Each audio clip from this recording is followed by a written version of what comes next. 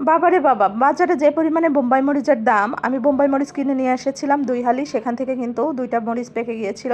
সেই বীজগুলোই আমি এখানে মাটিতে ছড়িয়ে রেখেছি। আর পাশে দেখেন অ্যালোভেরা গাছগুলো রেখে বাড়িতে গিয়েছিলাম, বৃষ্টিও ছিল না তখন, একেবারে শুকিয়ে গিয়েছিল। আর আসার পরে যেহেতু কয়েকদিন একটানা বৃষ্টি হয়েছে, এই কারণে কিন্তু গাছগুলো মাশাল্লাহ চেহারা ফিরেছে, তাজা তাজা লাগছিল। আর এদিক থেকে আমার কবুতরগুলো দেখেন চুপচাপ বসে আছে।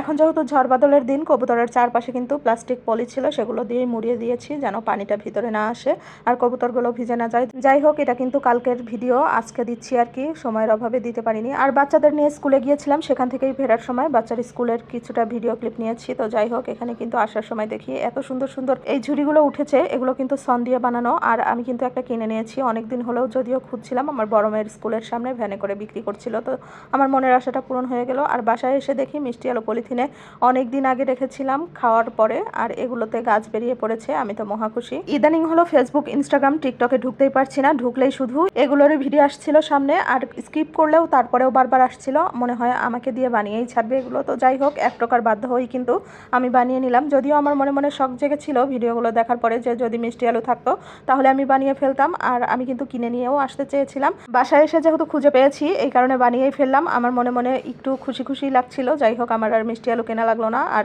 একদম রেডি রেডি গাছ বের হওয়া মিষ্টি আলু দিয়ে এগুলো বানিয়ে ফেলতে পারছি।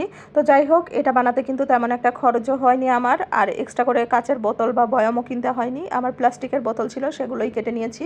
তার ভিতরে কিন্তু এই যে ঝাড়ুর যে কাঠি থাকে, মানে বিছানা ঝাড়ুর যে শলাগুলো থাকে, সেগুলো দিয়েই গেঁথে এভাবে রেখে দিচ্ছি। আর অবশ্যই কিন্তু বোতলটা একটু ছিদ্র করে নিয়েছি যেন কাঠিটা ঢুকাতে অনেক বেশি সুবিধা হয়। তো যাই হোক, এই ভিডিওগুলো কিন্তু আপনারা অনেক বেশি পছন্দ করেছেন আর ফর ইউতে তুলে দিয়েছেন, একেবারে মিলিয়ন মিলিয়ন ক্রস করেছে।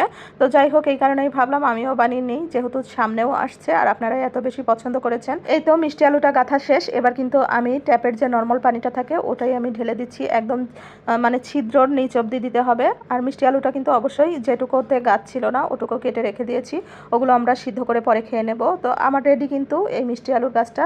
এটা কিন্তু ইনডোর প্লান্ট হিসেবে অনেক বেশি কাজ দেয় ভালো। আর এই গাছটা কিন্তু মাঝে মাঝে পানি স্প্রে করে দিতে হয় পাতায়, আর 2-3 দিন পর পর পানিটা চেঞ্জ করে নতুন পানি দিয়ে দিলেই হয়ে যায়। আর স্কুল থেকে আসার সময় যে পাবদা মাছ নিয়ে এসেছিলাম টাটকা টাটকা, সেগুলোই কেটে রেখে দিয়েছি। তারপরে কিন্তু সন্ধ্যার আগ মুহূর্তে আমি রান্না বসিয়ে দিয়েছি। ওই সময় বিদ্যুৎও ছিল না, এই কারণে কিন্তু ভিডিওটা এরকম দেখাচ্ছে। আর এইটা কিন্তু আমি চিলি চিকেনের মতো করে একটু ঝাল বেশি দিয়ে রান্না করে নিচ্ছি। আর এই রান্নাটা আমার বাচ্চারা খেতে অনেক বেশি পছন্দ করে, আমার কাছেও মোটামুটি অনেক বেশি ভালো লাগে। প্রথমে কিন্তু সব বাটা মশলা কষিয়ে নিয়েছি, পেঁয়াজ, কাঁচামরিচ, তেলে ভেজা, জিরা ফোড়ন দিয়ে। তারপরে কিন্তু গুঁড়ো মশলা একে একে দিয়ে দিয়ে একটু পানি দিয়ে কষিয়ে নেওয়ার পরে টুকরো করে রাখা ক্যাপসিকাম আর পেঁয়াজের পাপড়িগুলো দিয়ে দিয়ে ভালো করে কষিয়ে নিয়ে ঝোলের পানি দিয়ে দিয়েছি। তারপরে এর ভিতরে একটুখানি টমেটো সস আর স্বাদ ব্যালেন্স করার জন্য একটুখানি চিনি দিয়ে ভালো করে চিকেনগুলো দিয়ে ভালো করে কষিয়ে নিচ্ছি। আর কষিয়ে একেবারে মাখো মাখো যখন হবে তখন নামিয়ে নিব। আর এটা খেতে অসম্ভব রকমের মজা হয় সাদা ভাত অথবা পোলাওর সাথে। তারপরে কিন্তু আমি একটু চিকেন ফ্রাই করে নিব। বাচ্চারা যেহেতু অনেকদিন হলো আবদার করছিল কেএফসিতে গিয়ে খাবে, তো যাই হোক সেভাবেই কিন্তু বানানোর চেষ্টা করেছি, আর তার চেয়েও বেশি মজা হয়েছিল।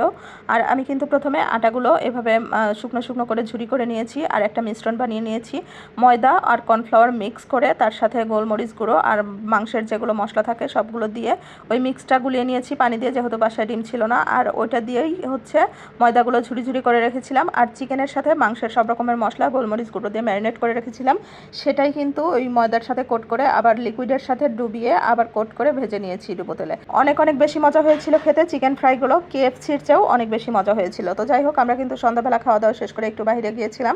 আর এখানে জ্যাম ছিল, অটোওয়ালা দাঁড়িয়ে ওই বাসা থেকে টিভি দেখছিল জানালা দিয়ে তাকিয়ে তাকিয়ে। এটাই আমি দেখে একটু ভিডিও করে নিলাম, আপনাদের সাথেও শেয়ার করলাম। তো আজকে পর্যন্তই, আপনারা ভালো থাকবেন সবাই, আল্লাহ হাফেজ।